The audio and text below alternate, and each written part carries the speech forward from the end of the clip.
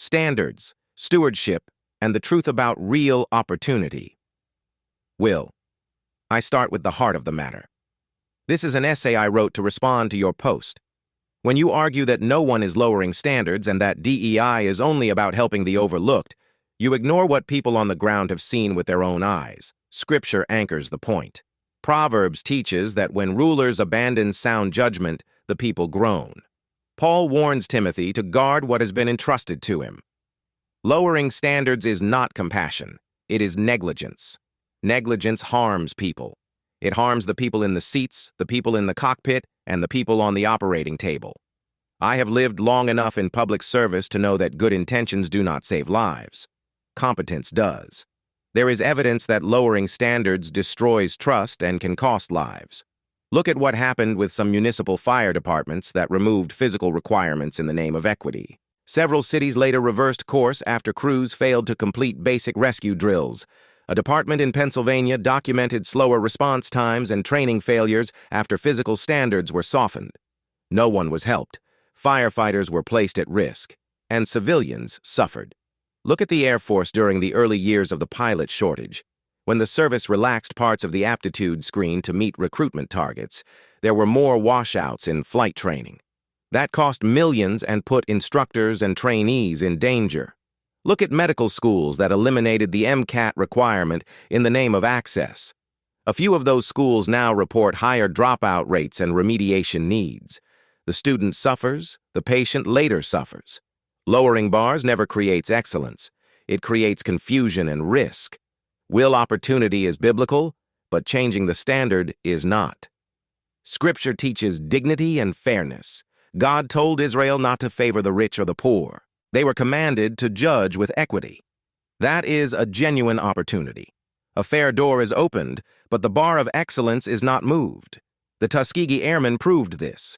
They did not need a lowered standard. They needed a chance, and once they had it, they outperformed many of their white peers. The Navajo code talkers did not need the Marines to change the bar. They needed someone wise enough to see their value. When you cite black quarterbacks, coaches, or pilots, you strengthen my point. Every one of them succeeded because they were held to the same high bar. They were diamonds, and they shone under pressure. Will DEI is not the same thing everywhere. DEI can be legitimate when it means this person has talent and would usually be overlooked because the system is blind to them. Give him a fair try. But DEI becomes corrupted when people with power use it to impose ideology. That is where real people get hurt. It has happened in school districts that hired teachers who lacked mastery of the subjects they taught. It happened in business sectors when boards selected executives for optics rather than competence. I saw this in my own workplace. My leader lacked the experience, judgment, and ethical grounding required by the position. The fallout harmed staff and damaged trust. Opportunity did not fail. A lowered bar failed. Will lowering standards always be about control? When influential people shape the rules to force outcomes they want, they are not pursuing fairness. They are seeking control. They create categories. They assign guilt. They grant privilege to some and punishment to others. It mirrors the dynamic Paul warned about when he said that people will gather teachers who say what they want to hear. The goal is not excellence. The goal is power. This is why both the far left and the far right twist DEI. One side uses it to enforce ideological loyalty. The other side uses it to stoke fear and create political leverage. Neither side wants an honest opportunity. They want control over the narrative and control over the institutions that shape minds and futures. Will communities rise when excellence remains the standard? If you want real advancement for marginalized communities, you raise the standard and you help people reach it. You mentor young men and women. You bring them into programs early. You invest in their skills and discipline. This has always worked. Sports prove it. Aviation proves it. Military special operations prove it. Churches that build men through discipleship prove it. When you lift a standard, you honor God because you honor truth. When you lower it, you harm the very people you say you want to help. The question is not whether DEI can be good. The question is whether the modern form has been hijacked by people who use it as a tool for social engineering rather than a path to real opportunity. Many older adults will tell you that they lived through both the horror of discrimination and the strength of high expectations.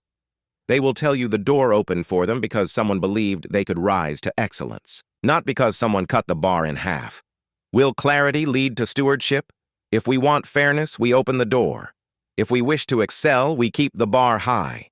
If we want justice, we refuse to let ideology replace wisdom. If we want communities to rise, we do not weaken the requirements for surgeons, pilots, firefighters, police officers, or soldiers. A lowered bar costs lives. A raised bar saves them. Will the truth stand? DEI that opens doors is good. DEI that lowers standards is dangerous. When it becomes a tool of control, it loses any moral value it ever had. My goal is freedom and excellence, not ideology. My call is to truth, not control. Thanks for reading. Please like and share to learn more.